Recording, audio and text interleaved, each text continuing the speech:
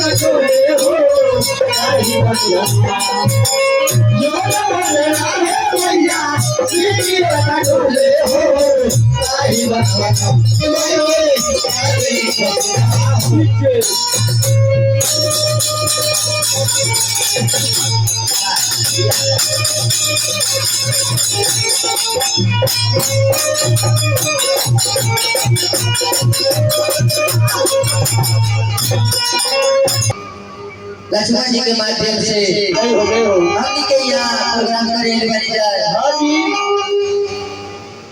चर्चे चर्चे हाँ कलाकार लोग के परिचय लेने के बाद